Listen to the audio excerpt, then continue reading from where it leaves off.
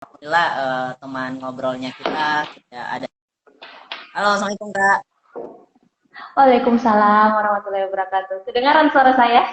Iya, Bisa dengar? lancar. Oke. Ya jadi gimana kabarnya Kak? Alhamdulillah baik. Kamu kabarnya gimana di Indonesia? Untuk saat ini Alhamdulillah masih baik. Gimana? Oh iya, soalnya saya baca beberapa berita di Indonesia katanya apa si minyak goreng yang kasus minyak goreng masih langka di sana apa gimana? Saya juga salah satu pengamat kita aja sih Kak, karena saya nggak beli Oh, paling. oh. Oke oke oke. Cuman ibu Ya sih udah kalau Kak yang biasa beli minyak goreng. oh oke oke. Soalnya itu salah satu pertanyaan yang kadang ditanyain sama saya gitu. Katanya di rumahnya minyak goreng langka nggak kayak di Indo? Aman-aman. Ini untuk Indonesia aja kayaknya. Oke Kak, kita mulai aja ya Kak. Oke. Lagi. Iya, boleh boleh boleh. Ya, Bismillahirrahmanirrahim. Teman-teman sekalian, Alhamdulillah ada teman ngobrol kita pada malam hari ini. Beliau namanya Adinda Hairil. Beliau sedang berkuliah di Georgi apa nih? Asaji Georgia Kaci. University. Technical University. Beliau sedang melakukan master di Advanced Manufacturing Technology. Nah, jadi Ya. biar gambaran umum untuk narasumber Oke. ini, mungkin untuk awalnya Kak, saya izin untuk memperkenalkan sedikit aktivitasnya lah saat ini, apa saja ngapain aja di sana. Saya silakan Kak. Oke. Bismillahirrahmanirrahim. Assalamualaikum warahmatullahi wabarakatuh dan selamat siang teman-teman yang ada di Indonesia. Jadi kayaknya baiknya saya perkenalkan diri saya dulu. Jadi nama saya Adinda Hairil. Saat ini saya lagi ada di Rumania. Insya Allah tahun depan itu bakal ngelanjutin studi saya ke Advanced Manufacturing Technology itu S2. Nah, tapi karena saya anak alhamdulillah dapat rezeki ke sini melalui beasiswa, jadi saya wajib mengikuti kelas bahasa dulu 1 tahun sebelum mulai studi saya. Jadi saat ini saya lagi menempuh pendidikan kelas bahasa preparatory years 1 tahun di Alexandria Cuza. Jadi saat ini saya lagi sibuk belajar bahasa Rumania karena insya Allah tahun depan itu saya bakalan lanjut ke master saya, dia itu menggunakan bahasa Rumania karena untuk pemegang beasiswa khususnya beasiswa pemerintah Rumania itu wajib ikut kursus bahasa Rumania selama 1 tahun karena kita tidak diperbolehkan mengambil kelas bahasa Inggris ataupun bahasa lain. Kami wajib mengambil kelas bahasa Rumania, makanya kami wajib mengikuti preparatory years dulu selama 1 tahun sebelum memulai apa perkuliahan resmi kami di sini. Itu Eh, itu. itu gimana Kak? Seperti bahasa Inggris kah atau Hmm? bahasa Rumania itu seperti apa Kak? Seperti bahasa Inggris ya? Atau beda? Kok oh iya, kalau bahasa Rumania sendiri sih kalau aku pribadi tuh lumayan jauh lebih susah ketimbang bahasa Inggris karena bahasa Rumania itu kayak si apa dia tuh mirip-mirip nggak mirip sih maksudnya dia kayak bahasa Jerman gitu, dia ada kayak kasus-kasusnya gitu kayak dikonjungsikan, pokoknya banyak, banyak dia grammarnya nggak kayak bahasa Inggris tuh masih jauh lebih simpel ketimbang bahasa Rumania gitu. Kayak gimana ya, kayak bahasa Rumania itu ada yang namanya gender, ada yang namanya maskulin plural itu beda lagi, ada yang namanya akusatif datif, pokoknya dia tuh kasusnya emang jauh.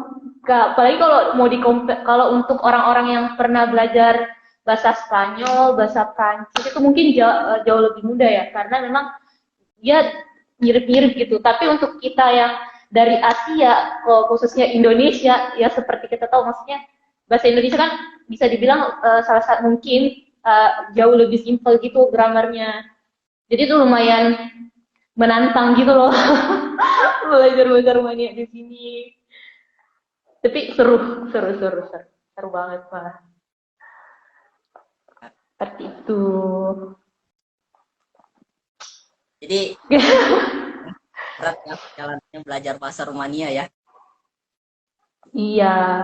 Jadi emang apa buat teman-teman kebanyakan sih kampus di sini sebenarnya menyediakan kelas bahasa menggunakan bahasa Inggris dan bahasa Prancis. Tapi kalau untuk kasusnya seperti saya yang masuk melalui jalur beasiswa memang diwajibkan untuk mengambil kelas bahasa apa mengambil kelas yang bahasa pengantarnya itu bahasa Rumania.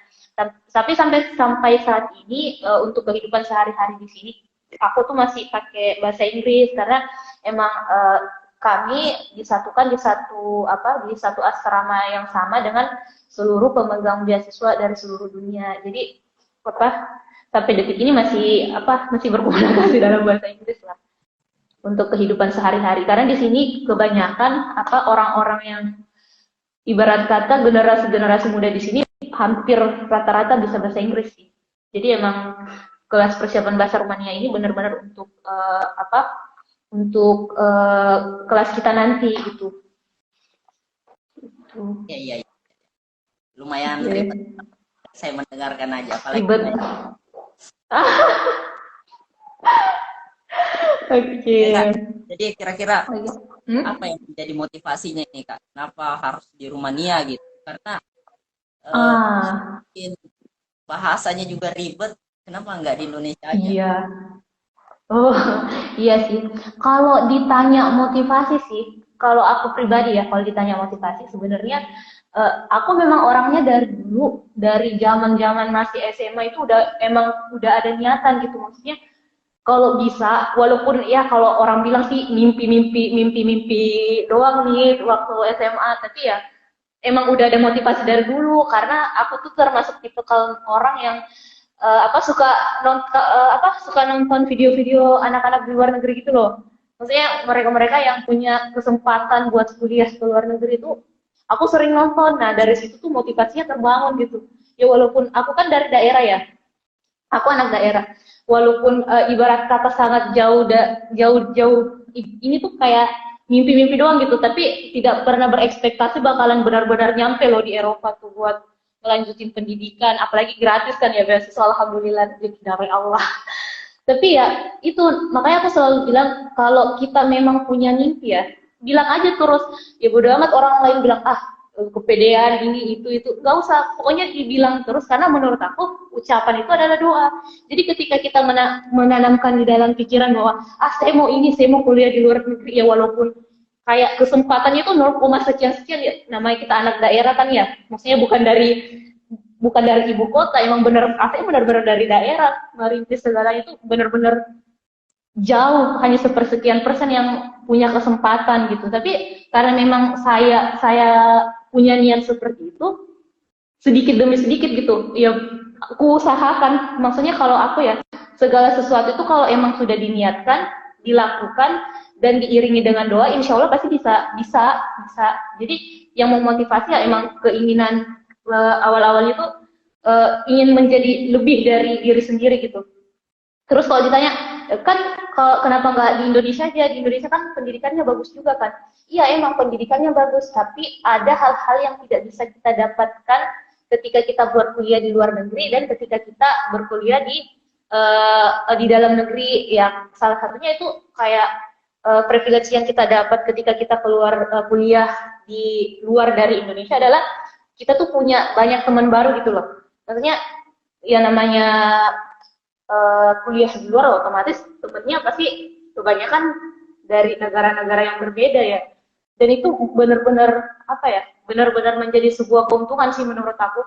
Aku jadi banyak tahu perihal-perihal isu-isu yang ada di negara-negara mereka, kulturnya mereka, budaya mereka, bagaimana caranya aku bisa belajar untuk menyesuaikan diri dengan berbagai kultur yang berbeda dengan orang yang ada di sini, bagaimana aku mentoleransi, pokoknya gimana caranya aku membangun diriku gitu di sini dengan berteman dengan banyak orang, terus berusaha mengontrol diri, mengatur diri, mengatur keuangan, pokoknya segala sesuatu itu emang benar-benar dilakuin sendiri gitu. Maksudnya ya benar-benar mandiri, berdiri sendiri gitu.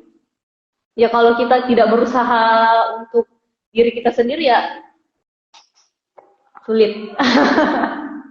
Apalagi yang paling penting beradaptasi di sini. Karena kan budaya di sini sama budaya Indonesia sangat-sangat jauh berbeda. Gimana orang berinteraksi itu jauh, sangat jauh. Apalagi di sini kan bisa dibilang negara yang muslimnya itu jumlah muslimnya itu hanya 0, sekian sekian persen gitu. Memang benar-benar minoritas kita di sini. Oh iya Kak, Jadi deh. di sana itu udah berapa lama sekarang? 1 tahun ya kurang lebih. Belum nyampe setahun. Aku nyampe di Rumania itu bulan Oktober tahun lalu. Jadi Baru kurang lebih gimana 6 Kak, atau berapa? eh, untuk Hmm? proses dapat beasiswa atau untuk sampai ke sana itu gimana sih? Ah, jadi kalau buat teman-teman yang mau melanjutkan kuliah ke Rumania, di situ sebenarnya ada banyak jalan. Ada jalur mandiri, ada jalur beasiswa. Nah, jalur beasiswa ini terbagi lagi. Ada jalur beasiswa dari Kementerian Pendidikan yang ada di Rumania, ada juga melalui jalur beasiswa kampus.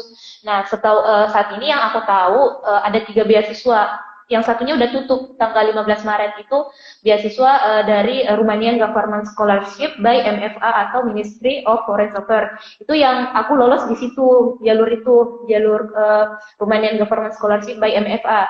Nah, ada juga Romanian Government Scholarship jalur MIT atau Ministry of Education, Entrepreneurship, and Tourism. Nah, kalau yang by MIT ini belum buka, tapi biasanya dia buka sekitar Juni sampai Juli gitu.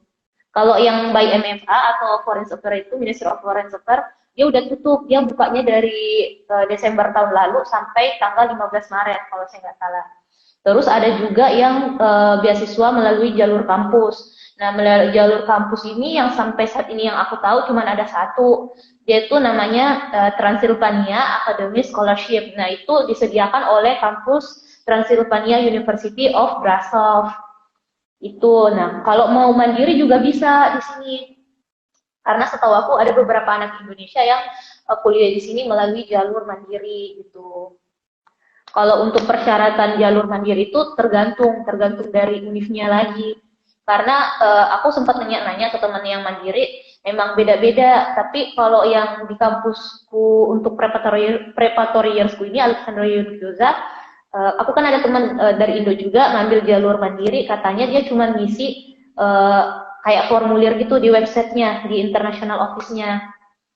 Nah, nanti itu kalau emang nilainya sesuai, semua persyaratan terpenuhi, dia bakalan dapat email untuk kelanjutan berkas apa aja yang dia bakalan butuhkan, dan tidak ada tes. Setahu aku, temanku tuh nggak ada tesnya, cuman melalui seleksi berkas. Seperti itu.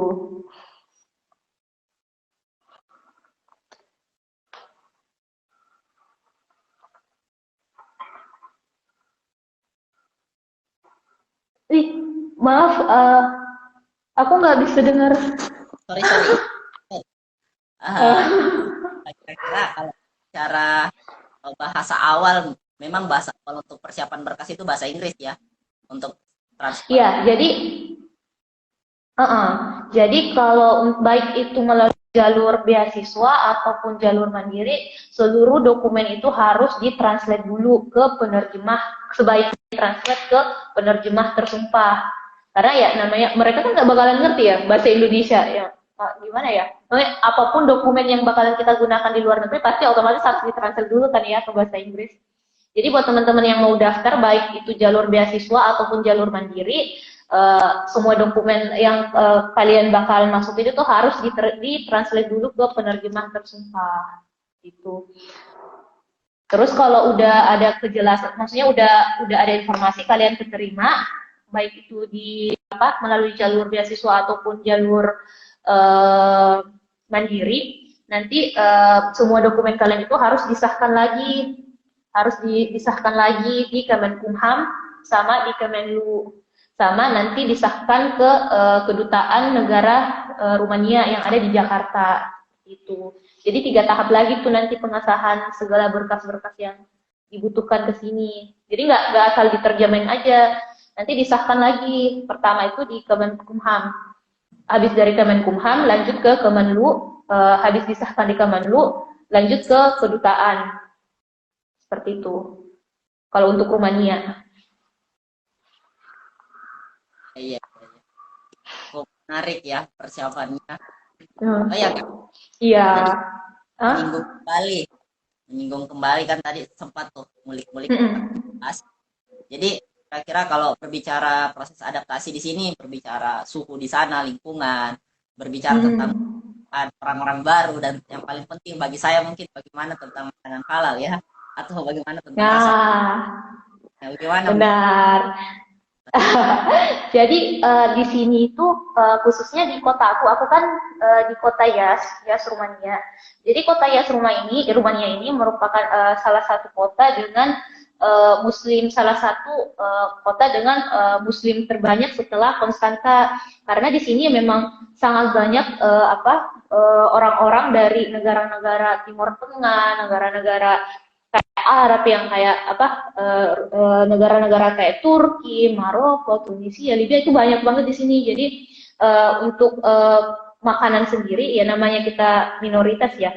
Walaupun banyak di sini tidak banyak tapi ada restoran halal.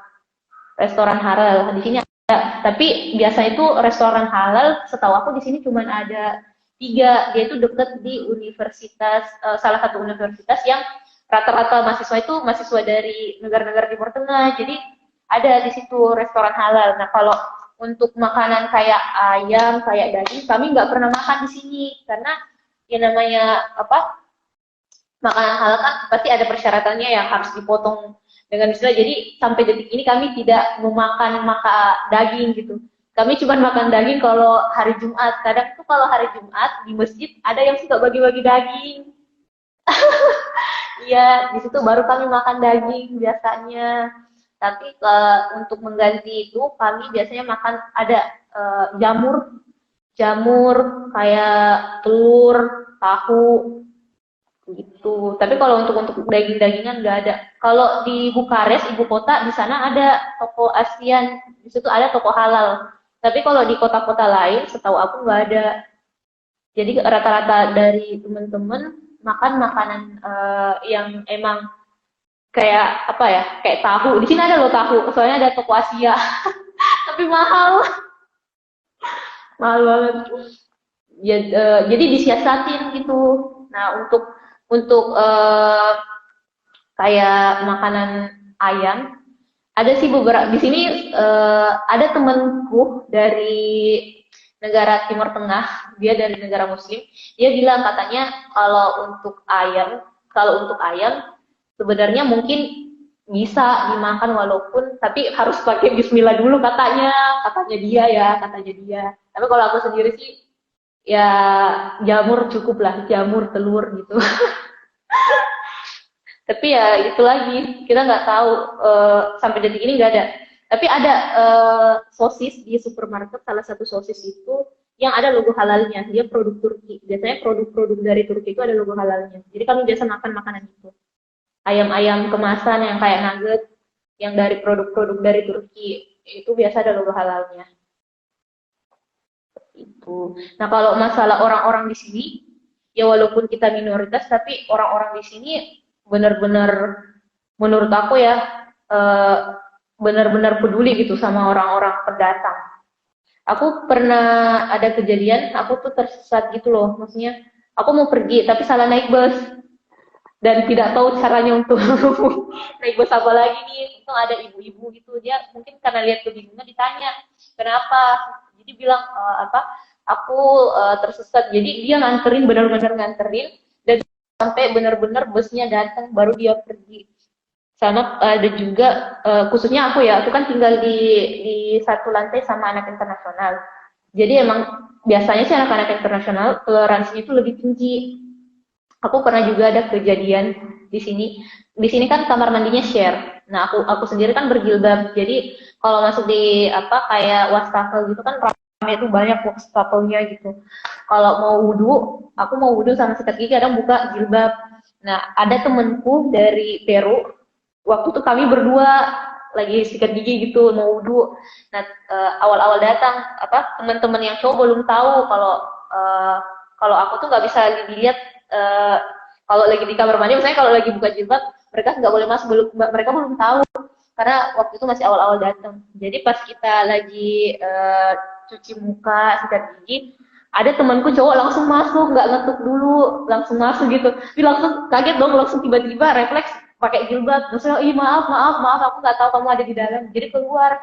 Nah si temanku ini yang dari Peru, dia bilang, oh kamu nggak bisa kalau mereka nggak bisa lihat kamu tanpa penutup kepala kamu. Bilang iya nggak bisa. Dan, oh ya udah kalau gitu kamu lanjutin aja kegiatanmu. Nanti aku berdiri depan pintu. Jadi dia tuh ke depan pintu nungguin sambil sikat giginya dia, nunggu sampai benar-benar aku selesai baru dia pergi.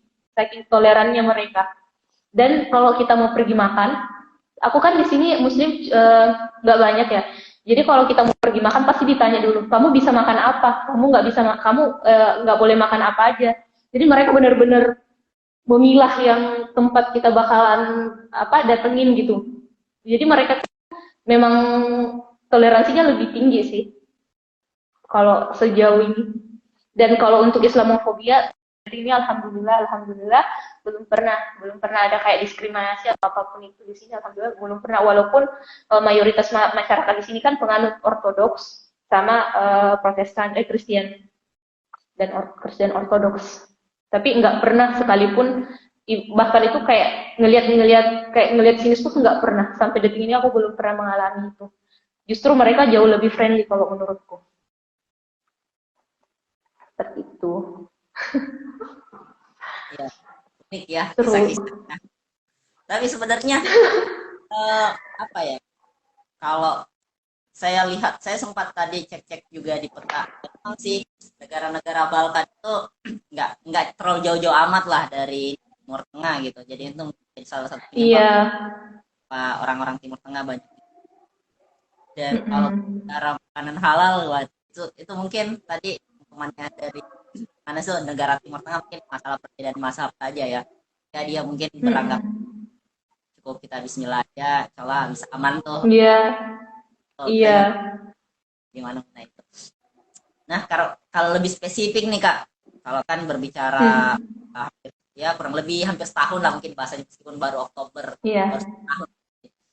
Apa sih yang menjadi pengalaman yang paling membahagiakan atau yang paling menyedihkan selama Kakak di sana? Kalau yang pengalaman paling membahagiakan, hampir semua yang aku alami di sini tuh membahagiakan, karena memang aku tuh punya mimpi untuk kuliah di sini. Jadi emang menurutku entah kenapa aku bahagia-bahagia aja, walaupun sulit banget tuh pelajaran bahasa Rumania.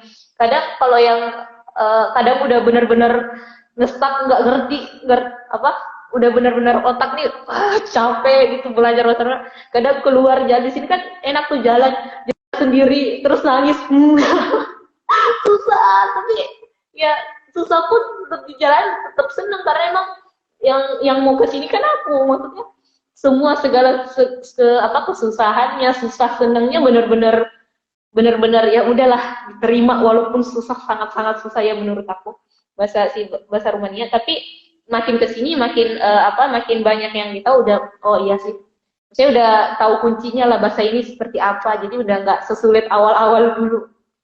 Tapi itu kalau momen sedihnya pasti pertama karena rindu jauh dari orang tua. Itu paling, hampir semua anak-anak yang anak Indonesia yang ada di situ masalahnya hampir sama semua itu. Rindu sama keluarga yang ada di Indonesia.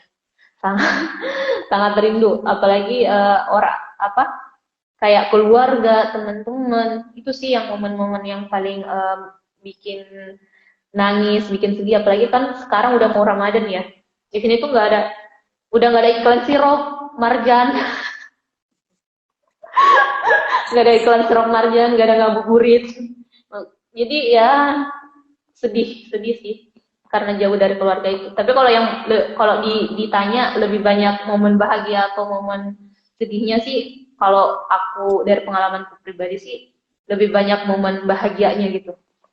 Apalagi kalau udah ketemu sama orang-orang yang emang menurutku baik gitu, sangat-sangat baik, sangat-sangat membantu. Ya, ya. Ada nih Banyak. yang saya mau tanyakan. Kan saya sempat cek peta tuh, Rumania itu ada daerah tertentunya yang memang berbatasan langsung dengan Ukraina, meskipun ada di sisi lainnya itu yang Mm-mm. Moldova tuh. Kira-kira Iya, aman nggak benar. di Rumania ini? Nggak ada masalah-masalah terkait dengan itu? Iya, jadi iya sih, Nit, kotaku sekarang itu jaraknya cuma 6 jam. 6 jam dari Ukraina. Jadi kotaku ini, kotaku Yas ini benar-benar berbatasan langsung sama Moldova. Tetanggaan lah. Dia tetangga sama Moldova, kalau sama Ukraina itu kalau naik mobil tuh 6 sampai 5 jam. Tapi sampai detik ini nggak ada, sampai detik ini aku nggak pernah ngedenger berita-berita apa gitu. Adem-adem aja orang-orang di sini. Cuman emang karena emang kotaku ini deket dari Ukraina, jadi emang banyak refugi yang datang ke sini. Maksudnya banyak pengungsi dari Ukraina yang datang ke sini. Jadi sini lagi rame-ramenya untuk open donasi gitu, pembukaan donasi untuk pengungsi-pengungsi dari Rumania. Tapi kalau pengaruh yang paling berpengaruh sih mungkin karena perang ini harga barang di sini tuh naik gitu. Hampir semua harga-harga barang, makanan, minyak naik. Apa khususnya yang kayak bensin. Karena apa? Aku punya temen yang dia orang sini, orang Rumania. Dia bilang yang paling naik tuh harganya katanya yang bensin buat mobil gitu. Sama ya barang-barang, berasa banget sih kenaikan harga-harga barang setelah terjadinya peristiwa yang ada di Ukraina. Tapi kalau masalah kayak situasi kondisi di sini sih nggak terlalu berpengaruh. Mungkin karena memang apa Rumania salah satu apa anggota NATO, jadi tidak tidak ada yang terlalu gimana-gimana gitu di sini. Alhamdulillah masih aman terkendali.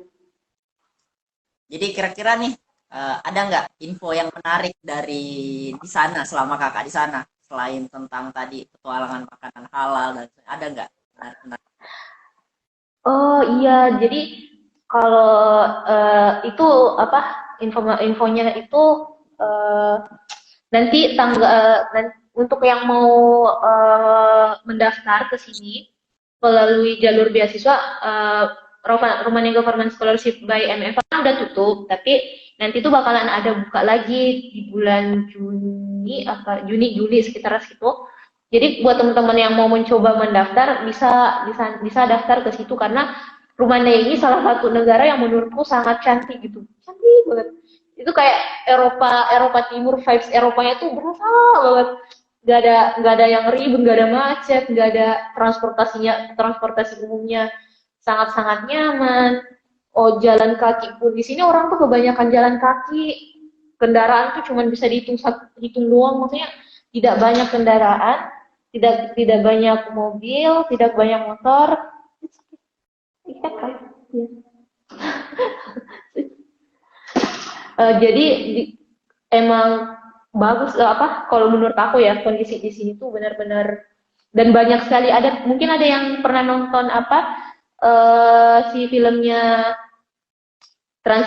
apa Hotel Transylvania itu kan di Rumania yang Dracula itu di sini tuh banyak banget tempat-tempat wisata yang kayak wisata gedung-gedung apa uh, pokoknya apa wisata-wisata yang Eropa banget lah, yang gedung-gedung unik gitu, yang kayak apa, kayak kastil-kastil banyak banget di sini kastil-kastil Dracula yang kayak pokoknya yang berhubungan dengan Dracula tuh di sini banyak banget. Sama opera-opera yang kayak klasik-klasik gitu, musik-musik klasik di sini tuh bener-bener orang tuh jarang pergi nonton bioskop, orang sini perginya nonton teater. Nonton teater gitu. Dan kalau untuk kehidupan di sini nyaman dan living cost-nya tidak begitu tinggi. Karena mungkin Eropa Timur kali ya. Jadi tidak begitu mahal kalau dibanding sama Eropa Barat. Masih sangat terjangkau, hampir sama lah sama living cost kalau di Jakarta. Oh ya kak, tadi itu untuk beasiswa yang Juni Juli itu infonya lihat di mana ya? Itu untuk infonya itu tulis saja di Google Romanian Government Scholarship by NIT.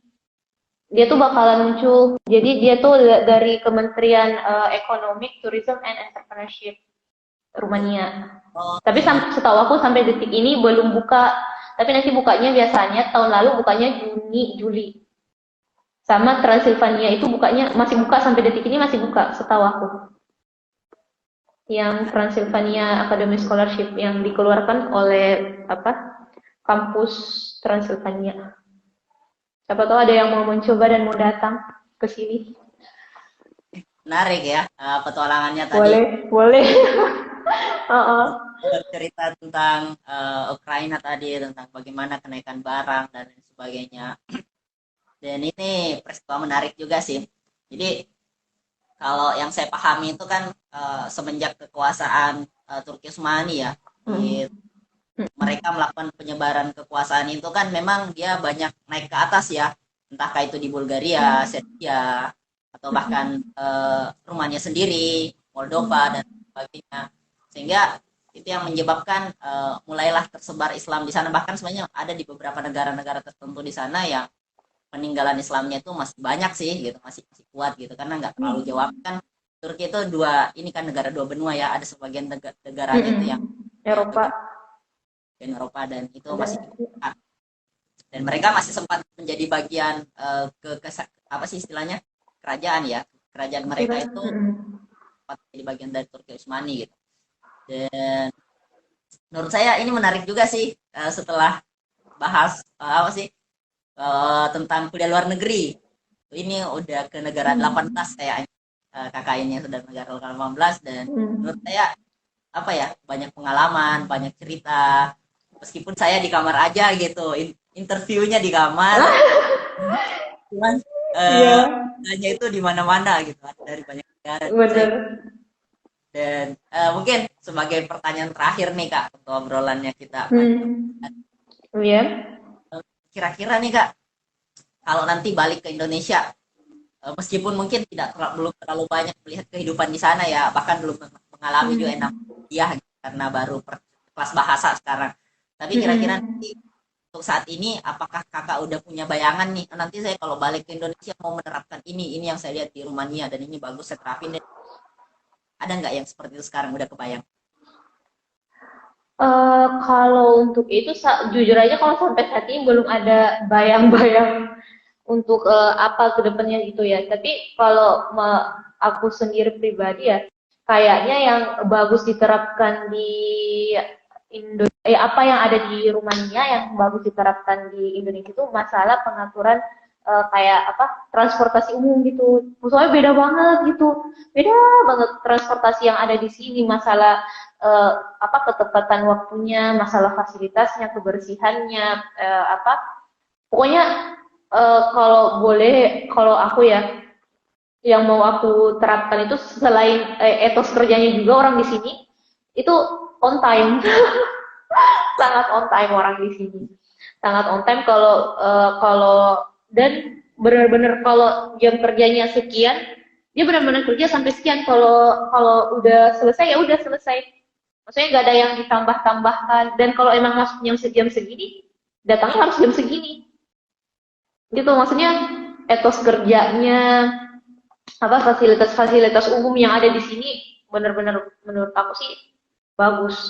Kayak apa sama yang paling aku suka tuh yang kayak peraturan. Jadi di sini tuh ada peraturan kalau kita mau nyebrang tuh wajib di zebra cross. Kalau kita nyebrangnya tidak di zebra cross dan kita ketabrak, kita harus membayar uang berapa dolar gitu ke orang yang nabrak kita. Tapi kalau kita nyebrangnya di zebra cross dan kita ketabrak, orang yang nabrak kita harus ngasih ngebayar sekian jumlahnya sekian ke kita. Jadi orang di sini benar-benar kalau walaupun tidak ada lampu merah, kalau udah lihat ada orang berdiri dekat dengan zebra cross bakalan berhenti. Baik itu baik itu transportasi umum ataupun transportasi pribadi, benar-benar kalau ada yang mau nyebrang secepat apapun kendaraannya pasti langsung berhenti. Kalau ada yang nyebrang di zebra cross, walaupun tidak ada lampu merahnya, benar-benar apa ya, sangat teratur gitu. Maksudnya mereka tuh benar-benar ngikutin aturan dan benar-benar nggak ada itu, walaupun jalanan sunyi, nggak ada orang yang bakalan mau nyebrang kecuali di zebra cross.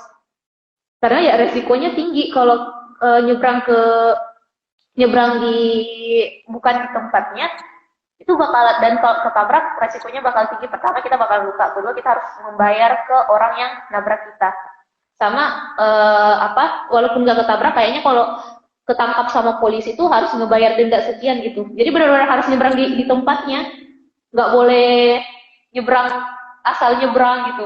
Dan kalau mau nyebrang nyaman banget, soalnya benar-benar berhenti. Kita jalan pun orang tuh bakalan berhenti kalau kita nyebrangnya di zebra cross. Seperti itu. Ya walaupun kalau kadang ya kita orang Indonesia, ke orang-orang Indonesia, kalau kita nggak ada kendaraan nih, hanya berang aja deh. Walaupun lampu merah tapi nggak ada kendaraan, di sini nggak. Walaupun nggak ada kendaraan, kalau emang merah berhenti. Nggak bakalan nyebrang sampai lampunya hijau.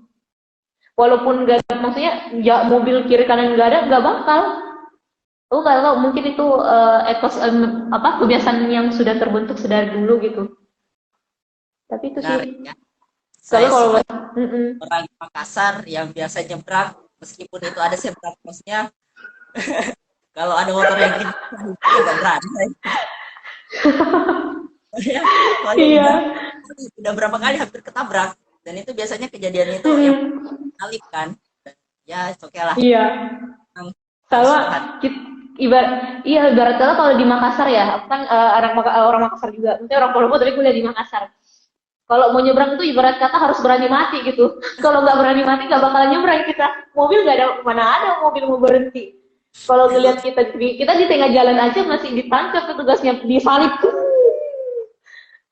Jadi kalau nggak berani mati kita nggak bakalan nyebrang kita. Apalagi diperintis kan, tahu perintis kan? Ya, Di sini nggak ada cerita itu.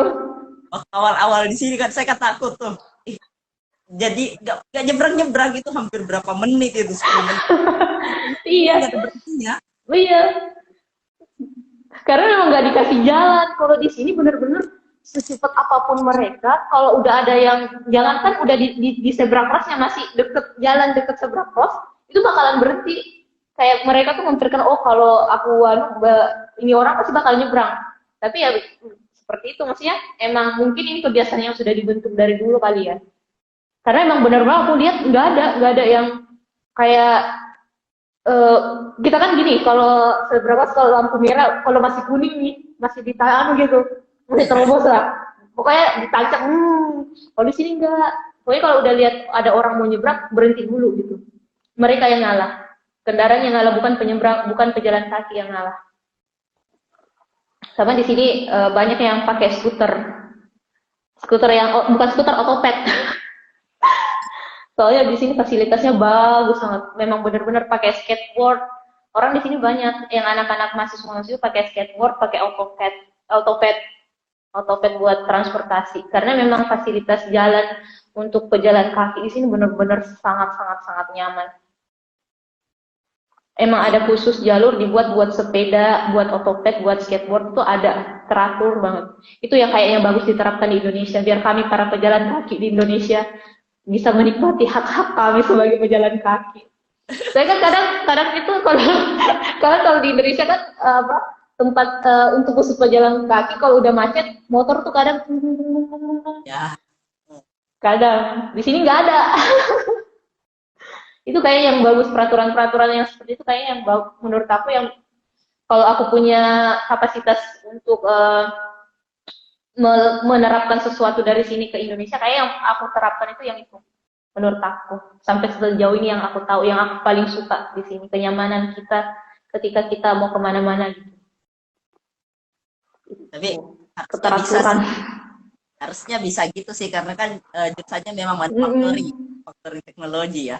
Meskipun Iya. kan sampai ke tata kota mungkin, tapi ya mungkin adalah gambaran-gambaran tentang hal-hal harusnya nanti. Nah, buat teman-teman, kita udah banyak informasi nih. Kalau masalah nanti untuk beasiswanya, oke, pada saat saya video ini atau live IG ini, atau nanti pada saat saya share di YouTube, saya cantumkan di mana teman-teman harus ini. Teman tadi agak lambat menyimak dan sebagainya.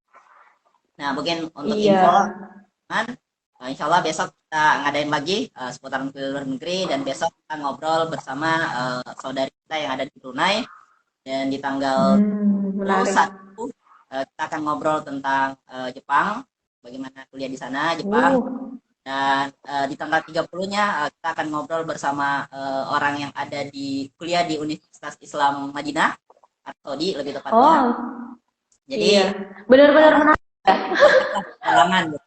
Namanya petualangan, Iya. makanya teman tidak keberatan Mm-mm. mungkin untuk agar tidak ketinggalan informasi tentang live IG Mm-mm. selanjutnya, teman-teman boleh untuk follow IG underscore rumah Rima titik institut dot institut. Terima.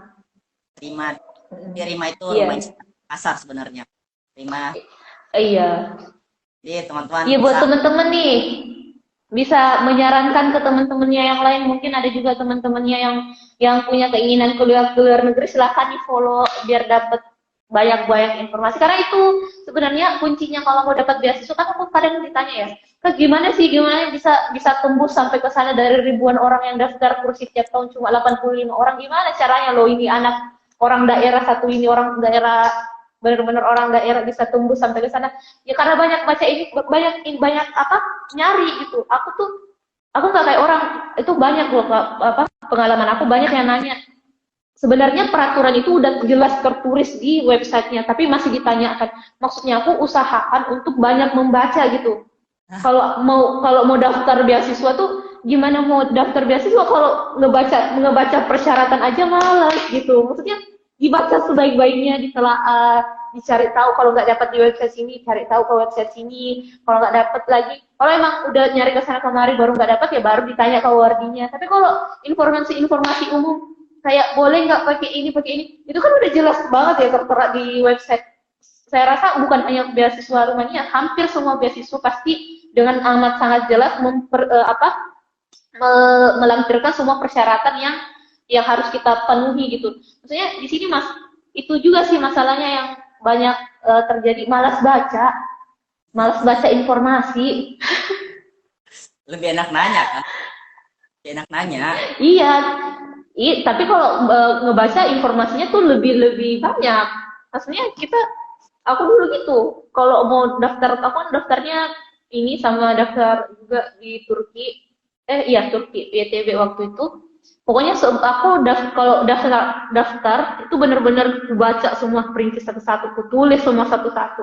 Aku maksimal, aku lihat poin-poinnya. Ini poin satu aku udah maksimal nggak ya di poin ini? Di poin nomor dua aku udah memaksimalkan nggak ya yang dia minta, karena ya namanya beasiswa ya pasti ribuan yang mau, sangat sangat banyak. Jadi kita benar-benar harus fokus gitu, benar-benar memaksimalkan semampu kita gitu, memaksimalkan yang sebisanya kita, maksudnya semaksimal yang kita bisa. Perihal apakah diterima atau tidak, itu kan kembali lagi itu atas izin Allah. Tapi kita sebagai manusia udah mengikhtiarkan yang terbaik, yang semaksimal yang saya bisa. Terlepas apa diterima atau enggak, ya kita serahkan kepada yang di atas, kepada Allah Subhanahu Wa Taala. Bener Kira-kira nih nggak? Kak, sebagai closing statement pada malam, di sini masih malam ya, di sini malam ya, saya nggak tahu di sana sore kayaknya. Pada malam Iya hari sih, iya sore. apa nih?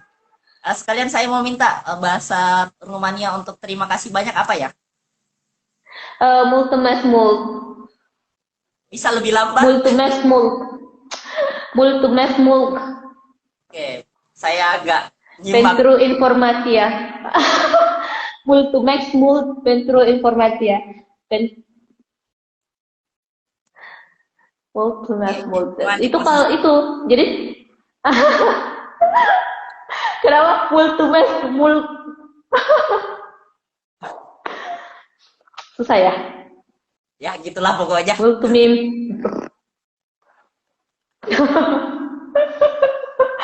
Ya iya itu. Lihat teman-teman yang mau daftar silakan dibuka websitenya. Tapi kalau untuk MFA udah tutup ya waktu tanggal 15. Jadi setahu aku sisa dua jalur yang bisa kalian, jalur beasiswa yang bisa kalian daftar. Transylvania Academic Scholarship sama Romania Government Scholarship by MIT, Ministry of Economy, Tourism and Entrepreneurship and Tourism. Itu. tadi saya sempat dengar multumes. Oke, itu aja. Saya nggak tahu apa. Multimes, dah. Jadi, Betul banget. Betul-betul, jadi, multimes. jadi saya ucapkan terima kasih nih sama Kak Dinda. Iya, iya Waktunya sama-sama. pada malam hari ini, meskipun mungkin kita hanya kenalan dari teman ke teman, ya it's okay lah, alhamdulillah. Mm-mm. Kita langsung mau Alhamdulillah. waktu, meskipun saya kaget juga sih, besok aja ya. Oh, it's okay lah, besok, tidak salah. Iya, iya nih. Karena Tapi nggak ya, bisa semoga siapa apa, sih. semoga apa yang kita sharing itu bisa menjadi apa manfaat bagi orang lain gitu ya. Semoga bisa membantu menjadi uh, setidaknya bisa apa memberi sedikit informasi, inspirasi gitu, biar tidak menyerah mengejar mimpi, cita-cita. Sih. Jadi terima kasih banyak lagi, sekali lagi, sebagai Iya, kakak, mungkin sama-sama. saya secara pribadi, poin yang paling penting untuk digarisbawahi hari ini adalah jangan takut bermimpi. Poinnya tadi nggak perlu pikirin apa kata netizen, karena netizen itu gitu mah, itu dari sananya juga gitu ya. Nah, tulis ini sebagainya, intinya berfokus saja untuk bermimpi. Dan mungkin sebagai Berproses. ya ada satu poin dari kutipan Imam Syafi'i yang tertarik saya sering ucapkan, yaitu himmati himmatul muluki, mimpiku adalah mimpi para raja. Inilah yang mungkin menjadi inspirasi buat teman-teman, jangan takut bermimpi, karena dengan kita bermimpi setidaknya itu ada dalam bayangan kita. Karena Dalam seandainya bayangan. dulu orang-orang penemu handphone atau iPhone atau apapun sekarang, mereka tidak pernah berpikir bahwa menemukan namanya satu alat komunikasi yang kecil dan bisa dibawa kemana-mana.